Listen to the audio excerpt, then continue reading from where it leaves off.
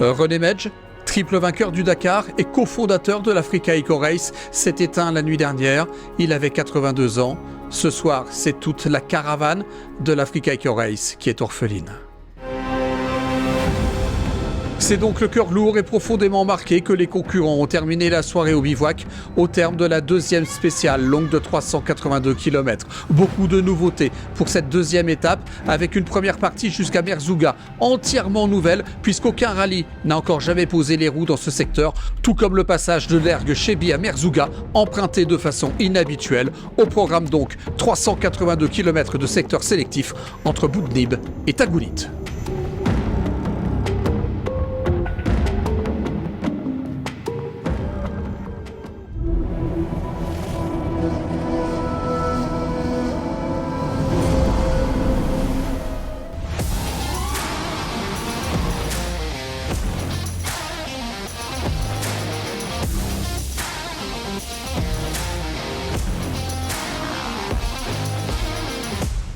Et on débute avec les deux roues et la catégorie de la Rookie Cup à service réservée aux moins de 35 ans et n'ayant jamais fait de rallye raid de plus de 8 jours. Le plus rapide fut le Marocain Guillaume Borne. Nicolas Charlier, lui, du team Yamaha, prend la 3e place. Je suis super content, mais je suis vraiment venu là pour m'amuser, pour essayer de terminer le rallye avant tout. C'est vrai que c'est une moto que je découvre depuis hier, qui est fabuleuse d'ailleurs, mais c'est vrai qu'elle était un peu plus lourde qu'une moto de rallye traditionnelle, donc j'essaie vraiment de rouler très très prudemment. Les dunes, les 2-3 premières, j'ai directement perdu l'avant en passant la crête, donc le temps de la relever, tout, etc. Puis après la 3e, la 4e, ça commence à aller de mieux en mieux. Et voilà, il faut que j'apprenne petit à petit. Un mot aussi des pilotes de la catégorie des motules Extreme Rider. Le plus costaud de ces chevaliers des temps modernes ce mercredi fut l'Italien Ciussi, 21e au général. Du côté des leaders, on prend les mêmes et on recommence. Les 3 premiers d'hier se sont donc une nouvelle fois illustrés. Parti en 2e position après sa 2e place lors de la première spéciale, Alessandro Botturi termine ce mercredi 3e. Hier, il avait franchi la ligne avec 3 secondes d'avance sur son partenaire de chez Yamaha, Paul Tarès. Aujourd'hui, il la coupe avec 1 minute et 27 secondes de retard sur l'Andorran. Car Paul Tarès a envoyé aujourd'hui. Il a ouvert en grand pour rattraper dans un premier temps Botturi et ensuite le distancer. Très agressif dans son pilotage, Tarès y a laissé de la gomme arrière, son pneu étant fortement endommagé à l'arrivée, mais il monte tout de même sur la 2e marche du podium. Et comme hier, c'est Jacopo Cerruti qui a signé le scratch. L'Italien a ouvert la piste et les gaz en même temps, au point d'être même très étonné de rouler seul. Cerruti prenant même le temps de se retourner, ne comprenant pas vraiment pourquoi les autres n'étaient pas là. Ce soir, Cerruti a fait le trou.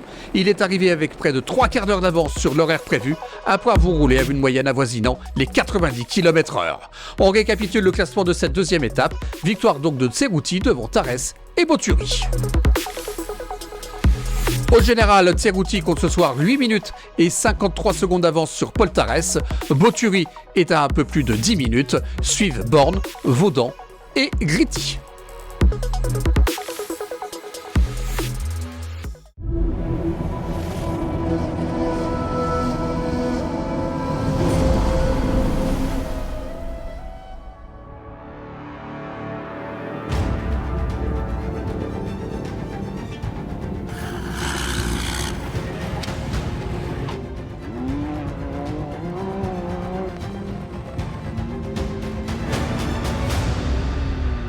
Du côté des autos, on commence avec un mot de l'Africa Eco Race classique. Le plus régulier de tous est pour le moment le Belge Eric Leijs. L'occasion de voir à nouveau sur les pistes ce magnifique Toyota Land Cruiser 73. Après les anciens, place au futur avec un homme heureux comme un enfant ce soir. Et Cliff Zingraf n'en croyait pas ses oreilles lorsque nous lui avons annoncé qu'il avait réalisé une performance XXL.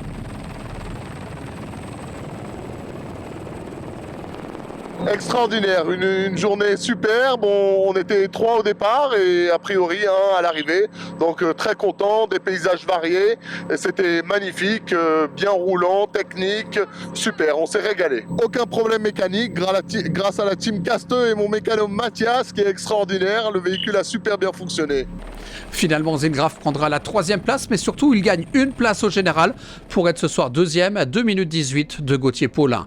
Le pilote Apache prend lui la 2e place place du jour alors qu'il estime ne pas avoir été bon dans les sables de Merzouga.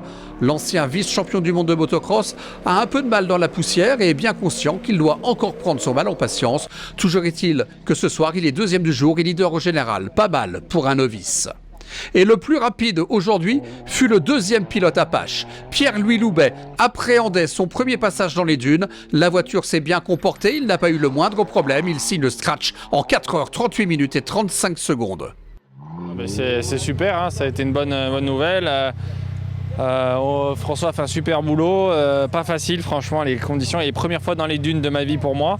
On s'est posé un petit coup, on a eu du cul de repartir. Mais non, c'était une belle étape pour nous.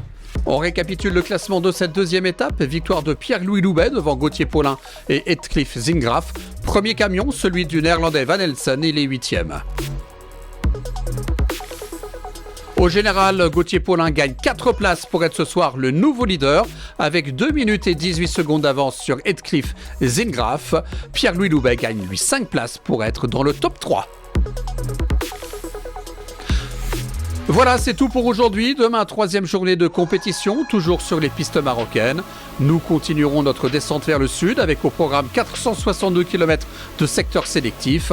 Les 20 premiers seront d'ailleurs inédits dans des paysages comme d'habitude magnifiques. Mais avant de nous quitter, toute la grande famille de l'Africa Eco Race souhaite dédier ce Race Report à René, notre ami.